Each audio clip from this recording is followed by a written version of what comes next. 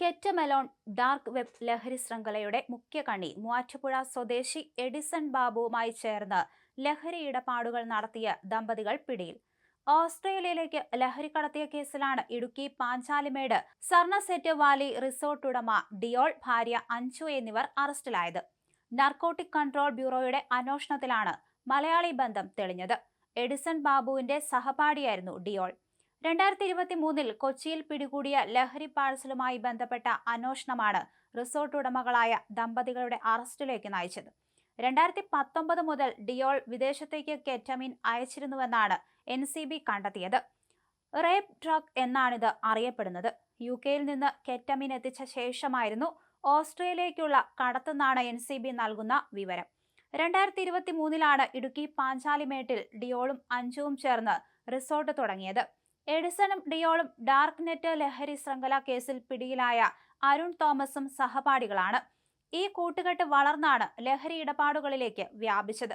അതേസമയം കെറ്റമെലോൺ dark net ലഹരി ശൃംഖലയുമായി ദമ്പതികൾക്ക് ബന്ധമില്ലെന്നാണ് പ്രാഥമികമായ നിഗമനം.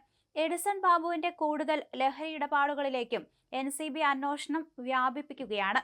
ലഹരി ഇടപാടുകളിലൂടെ സമ്പാദിച്ച കോടികൾ എഡിസൺ പൂഴ്ത്തിയതായും NCB സംശയിക്കുന്നുണ്ട്.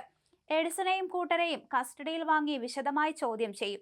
എഡിസൺ ബാബുവിന്റെ വീട്ടിൽ നിന്ന് പിടിച്ചെടുത്ത മയക്കുമരുന്ന് നാർക്കോട്ടിക് കൺട്രോൾ ബ്യൂറോ പരിശോധനയ്ക്കെടുത്തു. മൂവാറ്റുപുഴ കോടതിയിൽ ഏൽപ്പിച്ച LSD സ്റ്റാമ്പുകൾ, കെറ്റമീൻ തുടങ്ങിയവയുടെ സാമ്പിളുകളാണ് പരിശോധനയ്ക്കായി കൈപ്പറ്റിയത്.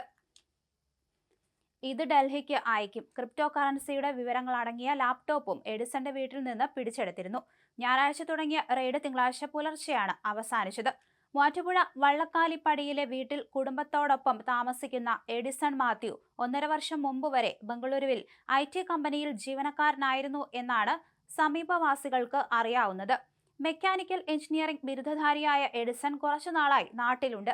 രാവിലെ മകനെയും കൂട്ടി നഴ്സറിയിൽ പോകുന്ന എഡിസണെയാണ് പലർക്കും പരിചയമുള്ളത്. ഡാർക്ക് വെബിലൂടെ എഡിസൺ ബാബു നടത്തിയത് 700ഓളം ഇടപാടുകളാണ്.